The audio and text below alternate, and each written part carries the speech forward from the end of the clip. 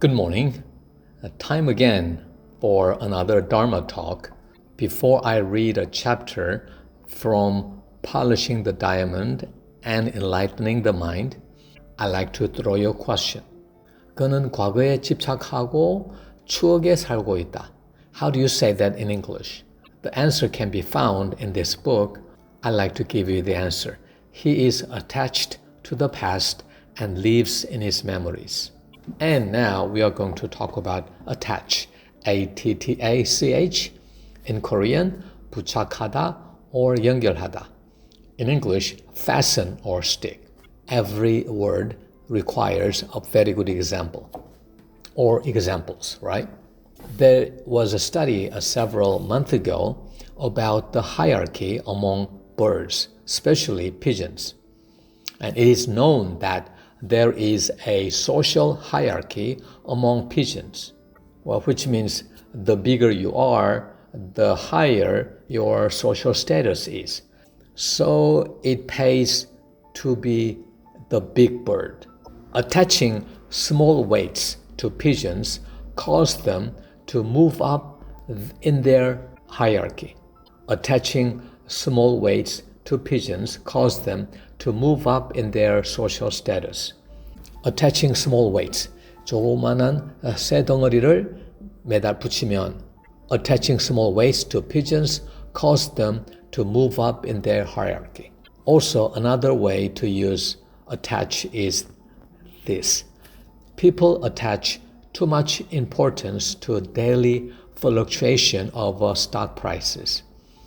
They need to have a bigger picture of the economic trends.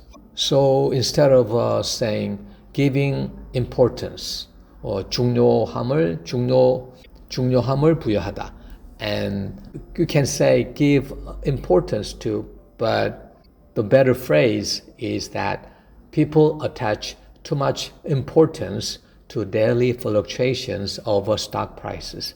They need to have bigger picture of the economic trends. The next phrase is a must memorize phrase. With no strings attached. 어떤 조건도 없이. Or 조건도 없이 with no condition. 이렇게 할 수도 있지만 with the no strings attached. 너무나 조건이 많군요. Too many strings attached. The most important phrase is this. With no strings attached. Many people are dying of hunger in poor countries, and many cities are handing poor people cash with no strings attached. Many governments are offering cash during this COVID-19 crisis. No strings attached. Now, attached means 애착하다, 집착하다. Like she is emotionally attached to her country. Or, as this book shows, he is attached to the past. 과거에 집착하다. Now it's time for the sermon. Be true to the present. The past has already gone by. The future is not yet here. And as soon as we say the present, it has already become our past. We should be true to each passing moment, which we cannot even truly call the present. Because elderly people are attached to the past and live in their memories, thinking, in the good old days, things used to be. They practice the dead mind. Likewise, young people have only grand blueprints for their future and lack the present foundation from which to gradually fulfill their plans. They practice the delusive mind. He who can surrender the discrimination that are arising this very moment, who can solve the problem right in front of him without avoiding it, is one who can utilize the present in the present. Such a person is indeed an able person. If you are true to your present, you will naturally be true to your future, and you will be true to your past. If you do not postpone today's job until tomorrow, quarrel over the right or wrong of yesterday's incident, nor worry about tomorrow's job ahead, then the calm and vitality arising in your mind will make your present more meaningful. Living 100 years a day is a sign of an ignorant person. Regretting things that happened 5 years ago and worrying about things that won't happen until 5 years from now is a foolishness that should be avoided by a household of spiritual seekers. How fulfilling it would be if we were able to live just 24 hours a day.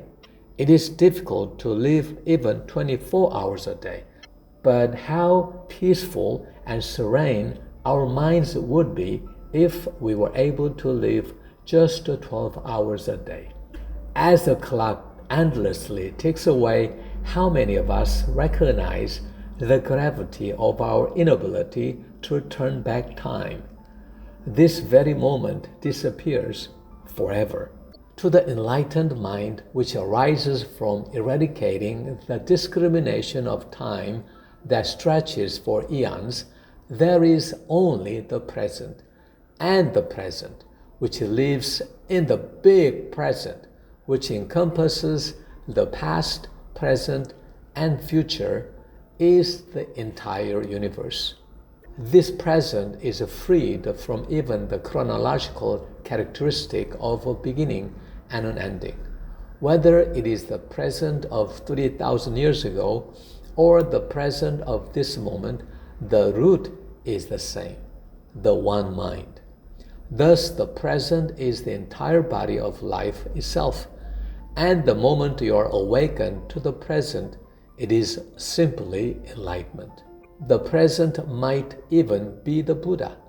The truthful mind is the moment in which the Buddha dwells. When Buddha is enshrined in a mind, that mind's speech and actions are reverent. Its behavior is dignified, and its spirit is always awake. Therefore, awaken to the present. Becoming enlightened by being true to the present is the finest tranquility.